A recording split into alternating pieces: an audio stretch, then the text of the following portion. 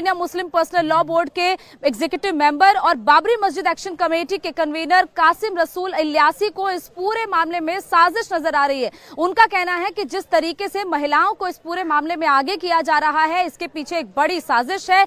इसके अलावा उन्होंने ये भी कहा कि जिला कोर्ट ने अपने अधिकार से आगे बढ़कर यह आदेश दिया है और 1991 के प्लेसेस ऑफ वर्शिप एक्ट में यह साफ कहा गया है कि 1947 तक जो धार्मिक ढांचा जैसा था वो वैसा ही रहेगा। सुनिए इलासी जी ने क्या कहा।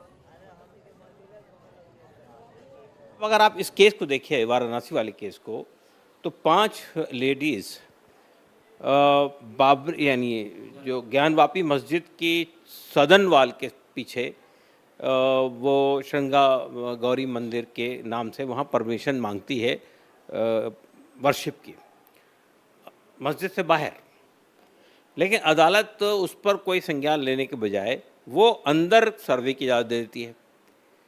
फिर सर्वे में जो सर्वे होता है, सर्वे में अचानक हाउस के ऊपर में जो फव्वारा था उसको शिवलिंग डिक्लेयर कर दिया जाता है।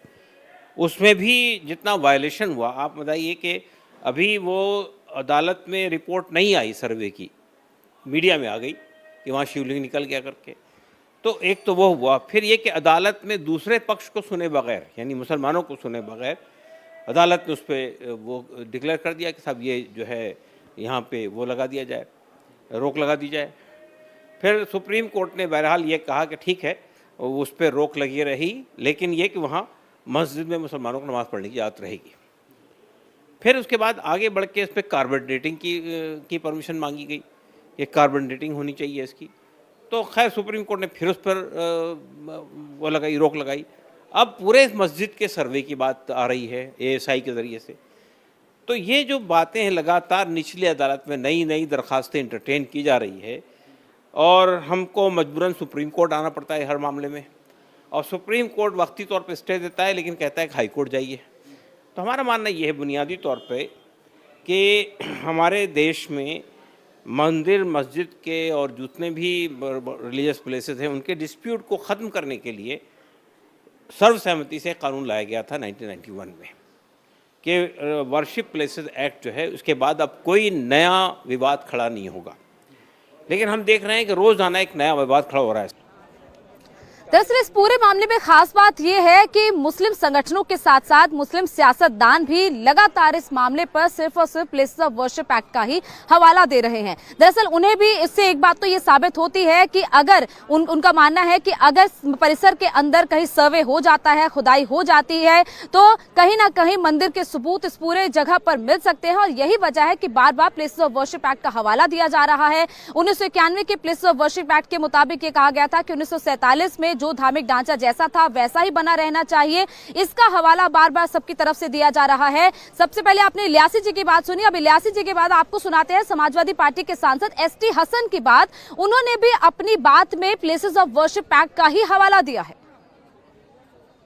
ये सारी कवायद क्यों हो रही मेरी तो ये समझ में नहीं आ रहा। 1991 का वर्शिप एक्ट सबको मालूम है, बिला वजह एक टेंशन पैदा करना पूरे देश के अंदर, और फिर ज्ञानवापी, उसके बाद न जाने कौन कौन सी मस्जिदें, और सब मिला के 3000 मस्जिदों के ऊपर प्रॉब्लम खड़ी करना चाह रहे हैं। तो आखिर इस देश में करना क्या चाहते हैं? कब तक कोई दूसरा आदमी जो है वो बर्दाश्त करेगा हर चीज़ को? ये उस वक्त के ज़माने की बातें हैं जब संविधान नहीं हुआ करता था। बादशाह की ज़बान संविधान होती थी। उन्होंने अगर कुछ गलतियाँ करी हैं तो उसका मतलब ये नहीं है कि आज के दौर में उस रिलीजन को मानने वालों को उसकी सज़ा मिले, या उनकी दिल आज़ारी हो, या उनकी धार्मिक भावनाओं को ठेस पहुंचाई जाए। ASI का सर्वे बाबरी मस्जिद के लिए भी हुआ था। ASI ने लिखा था कि यहाँ पे कोई भी मंदिर के अवशेष नहीं मिले। सबको मालूम, पूरे हिंदुस्तान को मालूम है।